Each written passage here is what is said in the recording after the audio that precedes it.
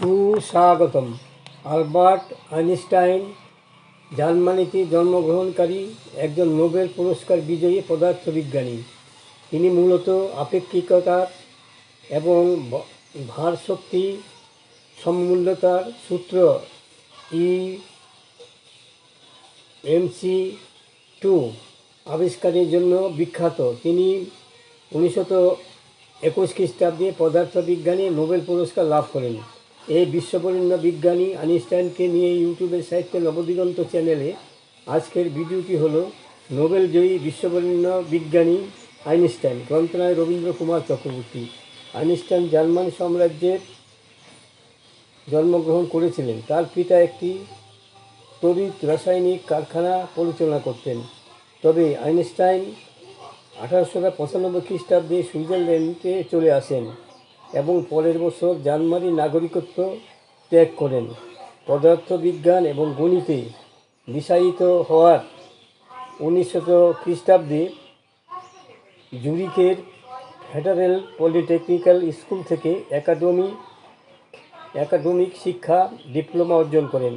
পরের বছর তিনি সুইজারল্যান্ডের নাগরিকত্ব অর্জন করেন, যা তিনি আর ত্যাগ করেননি।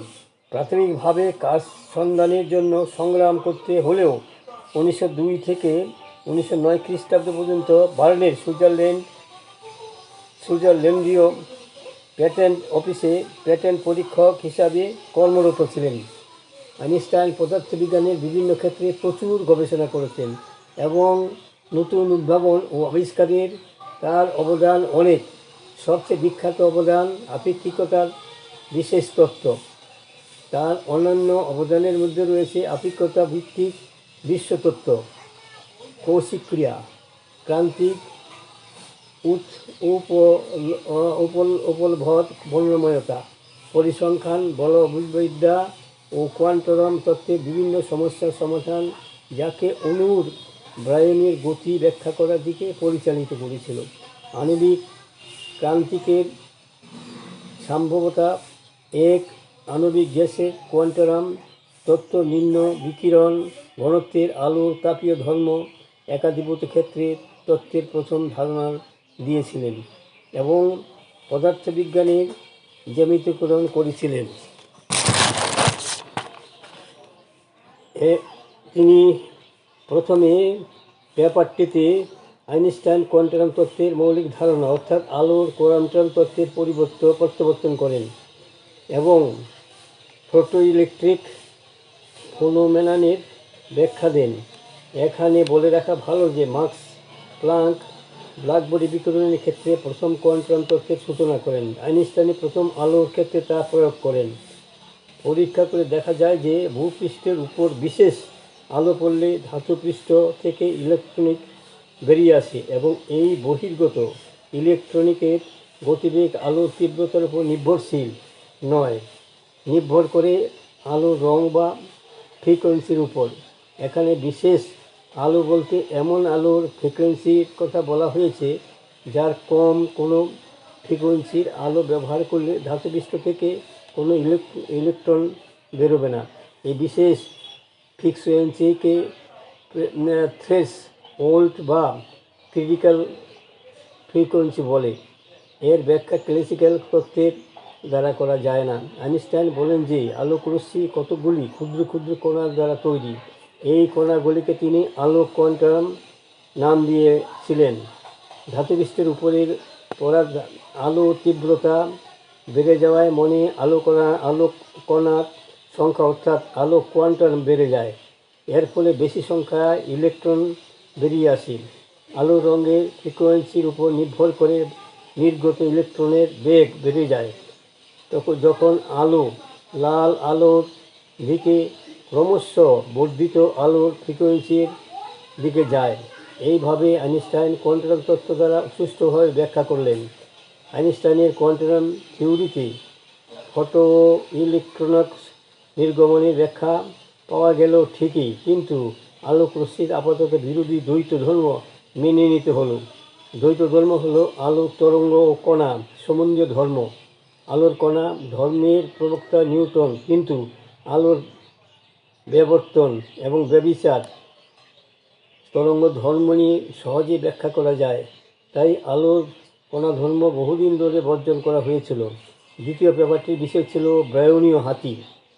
1827 খ্রিস্টাব্দে বিজ্ঞানী ব্রাউন অণুবীক্ষণ যন্ত্র জলের মধ্যে বস্তুকণার এলোমেলো আঁকাবাঁকা গতি পর্যবেক্ষণ করে না।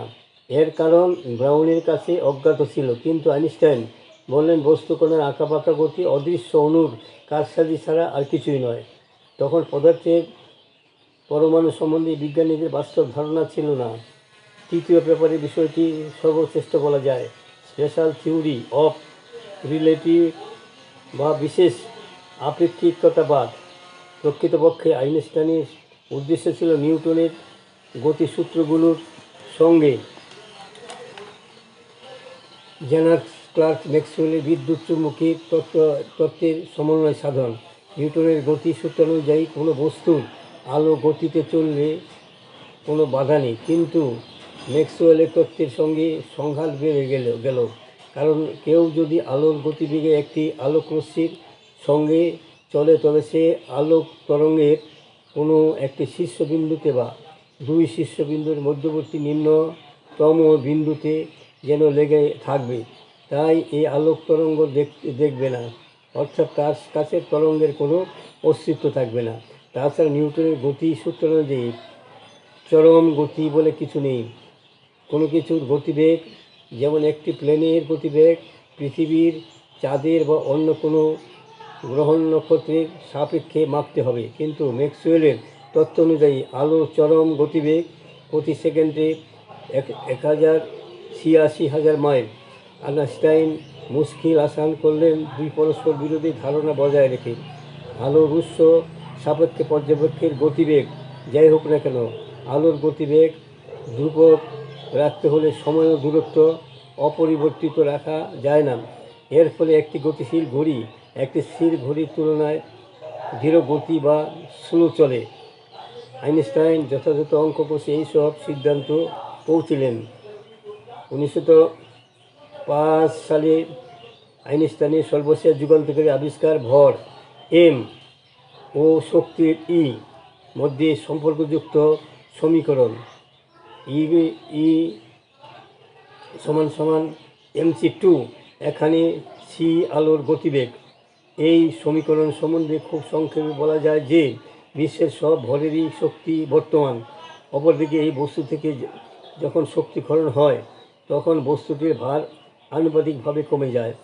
ভরের এই শক্তিকে রূপান্তরের কথা মাথায় রেখে আইনস্টাইন এই ই সমান সমান mc2 এর c2 এর মান ব্যবহার করে দেখা যায় যে একটি ছোট বস্তুকণা থেকেও অভাবনীয়ভাবে বড় রকমের শক্তি পাওয়া যায়। আইনস্টাইনের বিশেষ আপেক্ষিকতা তত্ত্বের সবচেয়ে বড় ও বিস্ময়কর অবদান হল অলৌকিক শক্তির প্রাপ্তি। এর সত্যতা প্রমাণিত হয় পরবর্তীকালে অ্যাটম বা পরমাণু বোমা বিস্ফোরণের মাধ্যমে। বিজ্ঞানের ইতিহাসে 1905 সাল চিরস্মরণ হয়ে আছে, কারণ এই বছরে মার্চ, মে, জুন এবং সেপ্টেম্বর এই 4 মাসে 4 বার আইনস্টাইন মানব সমাজে 4টি যুগান্তকারী আবিষ্কার উপহার দিয়েছিলেন। বন্ধুগণ, আমার এই সংক্ষিপ্ত ভিডিওখানি এখানে শেষ হলো। যদি আপনাদের মনে পড়ে সাবস্ক্রাইব, শেয়ার এবং লাইক করতে ভুলবেন না যেন।